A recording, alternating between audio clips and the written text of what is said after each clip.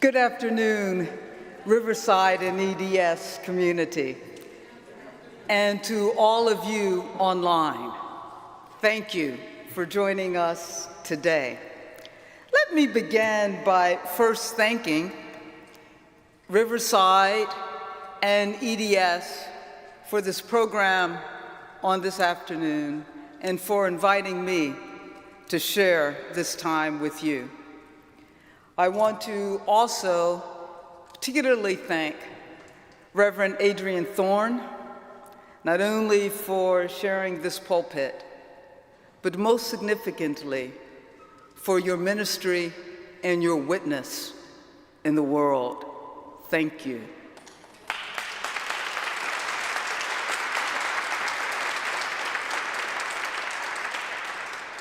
I want to thank as well my colleague and friend, the very Reverend Lydia Buckland. First of all, thank you for that more than gracious introduction. And thank you as well for your ministry, your witness, and the legacy you carry forward with EDS. Thank you.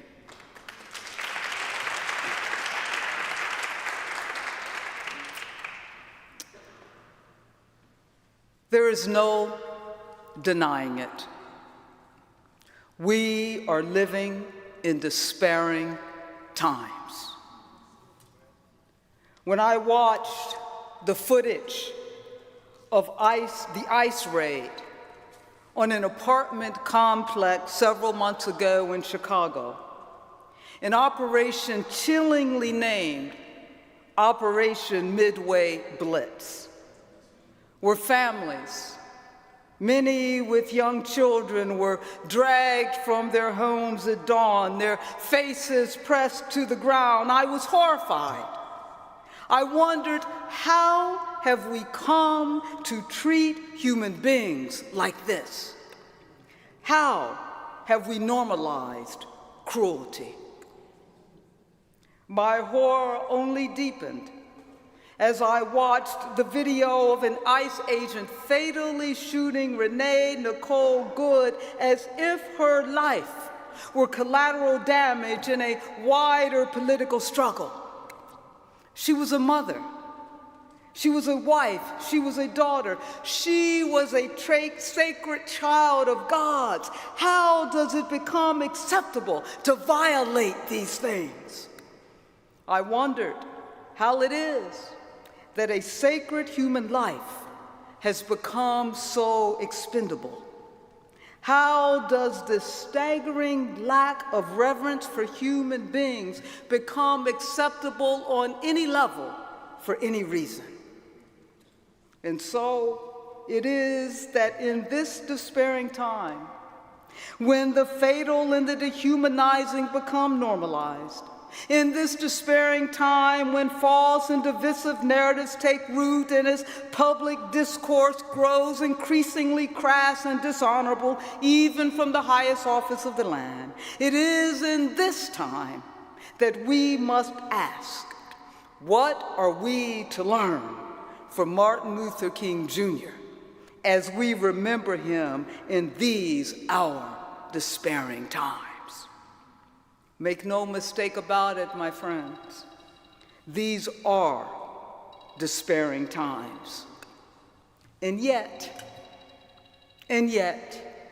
we cannot afford to despair. For despair, perhaps even more than fear, is the soil in which oppressive and authoritarian regimes take root and thrive. Despair paralyzes. It convinces us that nothing will ever change, and before we know it, we begin to compromise, to comply, and to concede.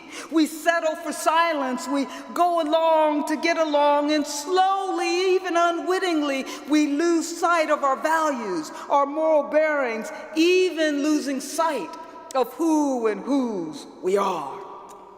It is no accident that despair is being cultivated in this our time through relentless untruths, Through ceaseless distractions, through calculated chaos and deliberate scapegoating, we are worn down and told that to protest is foolish and futile, unpatriotic, and even seditious. We are told implicitly and explicitly that silence is safer. We are told that compliance is wisdom and that nothing we do will matter. And yet, precisely because we are living in such despairing times, this moment demands something of us. This moment requires of us something as individuals, as people of faith, as children of God, as those who dare to carry forth the legacy of Martin Luther King Jr. We are required to do something. And so we must ask, again, with urgency and honesty, what are we to learn from Martin Luther King Jr. as we remember him in these our despairing times? Interestingly enough, Martin Luther King Jr. spoke into a moment not unlike our own. Standing at the Lincoln Memorial on August 28, 1963, he declared, he said this, he said, "We have come to this hallowed spot to remind America of the fierce urgency of now. Now is the time," he said, "to make real the promise of democracy. Now is the time," he said, "to lift our nation from the quicksands of racial injustice. Now is the time," he said, "to make justice a reality for all of God's children." 4 years later, from this very pulpit of Riverside Church, indeed 1 year to the day before his assassination, King returned to that same insistence. In denouncing the Vietnam War, he said this, he said, "We are confronted with the fierce urgency of now." And so here we are, 63 years later, confronted with our own fierce urgency of now. And so it is with urgency that we ask, what are we to learn from Dr. Martin Luther King Jr.? I want to suggest 3 enduring lessons, 3 truths that might shape us as we remember him today. First is this: King teaches us that we have a duty to be free. He put it this way, he said, we have a duty to be free. He said, God doesn't want anybody to feel inferior, neither does God want anybody to feel superior. We have a duty to ourselves and before Almighty God, King said, to stand up for freedom. What we learn from King is that freedom is a sacred trust, and that trust is betrayed whenever laws, policies, or institutions elevate some by dehumanizing others. Today, it is betrayed whenever whiteness is privileged. It is betrayed whenever immigrant lives are treated as disposable. It is betrayed whenever human lives are arranged into a hierarchy of worth and value.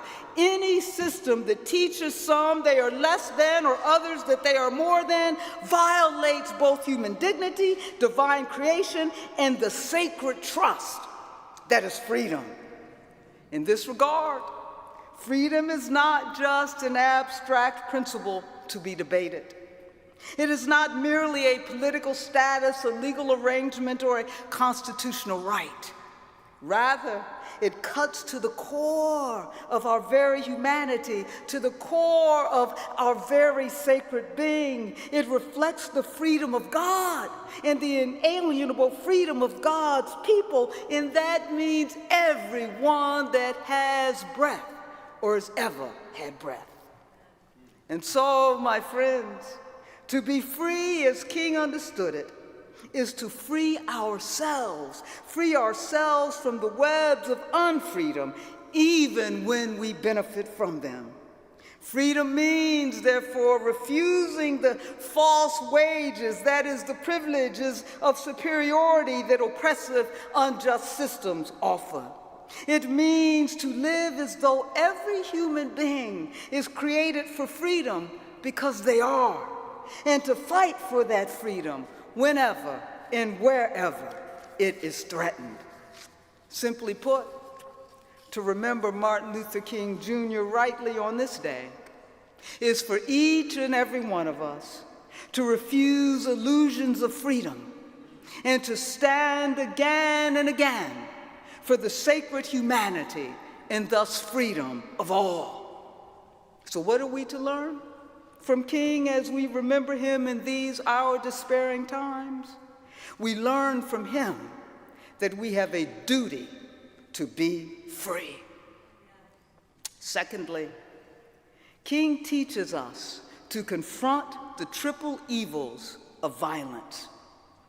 King was unflinching in naming what he called the triple evils of racism, classism, and militarism. He warned, he put it this way, he said, we must come to see that the problem of racism, the problem of economic exploitation, and the problem of war are all tied together. His insight was prophetic and painfully relevant today. In such a time as now, when our government has sought permission to deny food assistance to millions, has undermined access to health care, while simultaneously increasing military budgets and expanding a paramilitary force in the name of security, King's words confront us as never before. The humanization of immigrants, the abandonment of the poor, and the normalization of state violence domestically and abroad are not separate issues. They are deeply intertwined.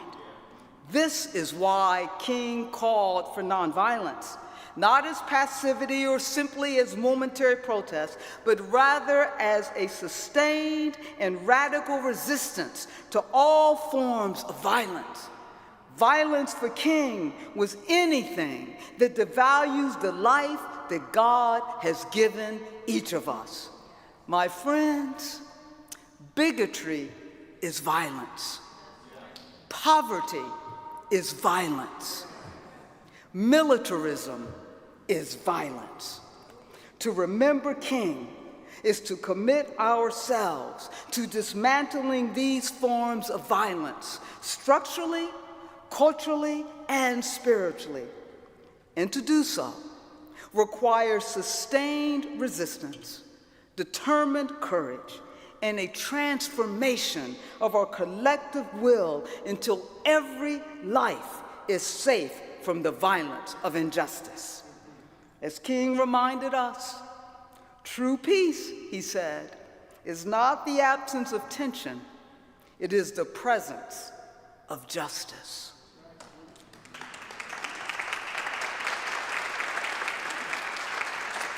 God's peace, my friends, is not merely the end of war. It is the ordering of society so that people are not just able to survive, but able to flourish. What does it mean to remember King? It means dismantling the triple evils of violence. And third, King calls us to trust and labor along the moral arc of the universe. King famously said, borrowing from an antebellum preacher Theodore Parker, King said that the arc of the moral universe is long, but it bends toward justice. However, that arc does not bend on its own, for its promise of justice does not matter to our earthly now if we refuse to place ourselves on the ark. This much we know to be true. We are living in nothing less than a morally fraught time, what is often described as a dark moment in our nation's history. It is a moment marked by moral compromise, if not outright moral disregard. It is a time in which harmful beliefs are normalized, false narratives gain traction, and the foundations of a moral democratic life feel increasingly fragile. Most troubling, this moral crisis erodes our moral imagination. That is the capacity for us to envision and pursue a just and equitable future, what King described as a beloved community. In such a landscape, morality is often reduced to a form of moral narcissism, one that sustains white supremacy by grounding power in self-justifying claims of righteousness or personal virtue. When our leadership proclaims that power is governed, and I quote, by my own morality, morality itself is weaponized and becomes an instrument of domination rather than a guide toward justice. To recognize that the moral arc of the universe bends toward justice, then, is to get on that arc, which means being called to nothing less than a moral reckoning not only with the injustices we inherit, but with the moral indifference and apathy that allow those injustices to persist. To counter our fraught moral present, then, we must cultivate a collective moral imagination, again, the capacity to see beyond what is and to aspire toward what could be. And my friends, to believe in what could be is not naive. No, it is the foundation of the urgent work of our now. And this work, this moral work demands of us discipline.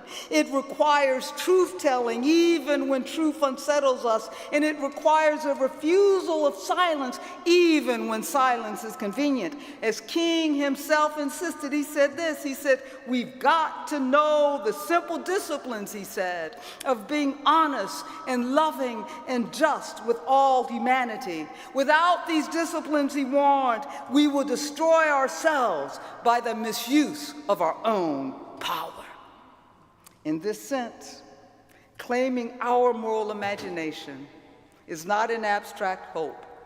It is a way of being in the world. It is the daily, deliberate choice that we each have to make to align our lives, our politics, and our practices with the justice toward which the moral arc bends. James Baldwin put it this way.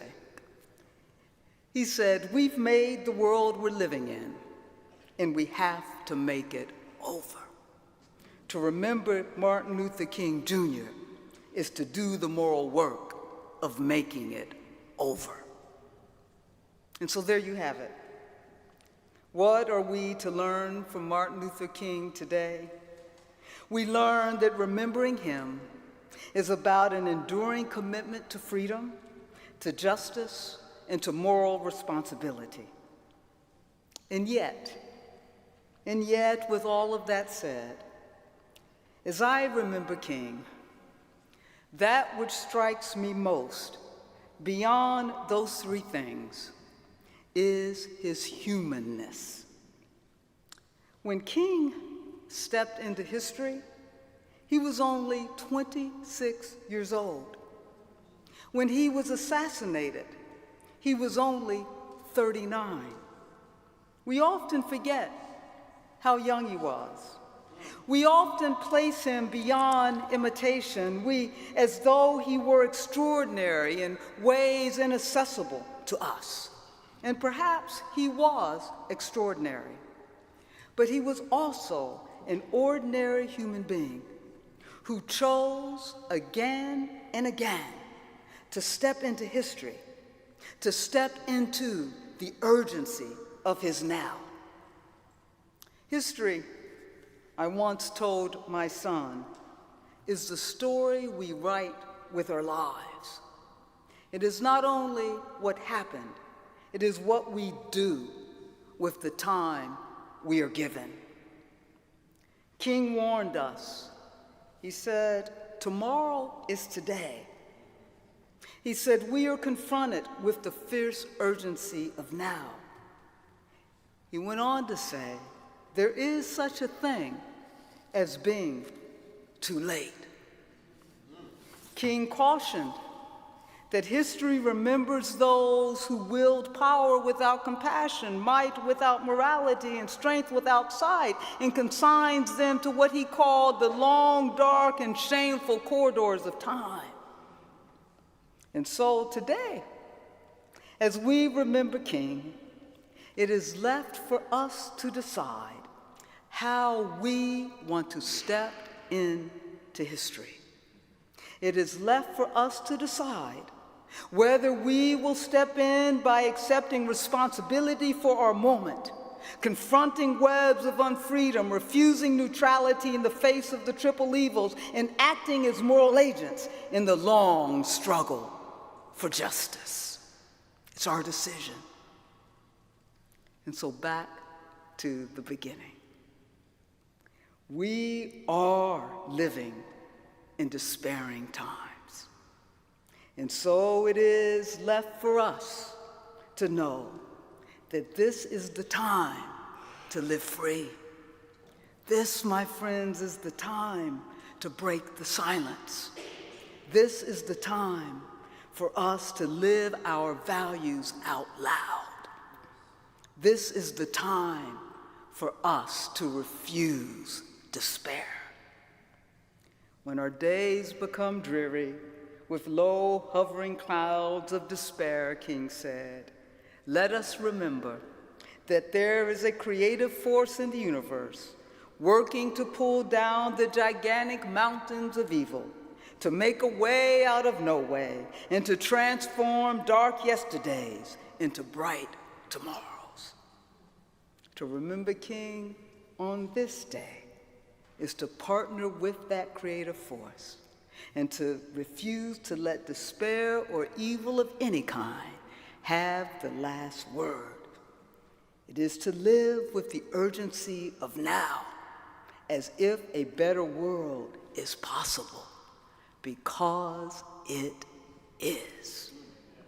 May it be so now. Thank you.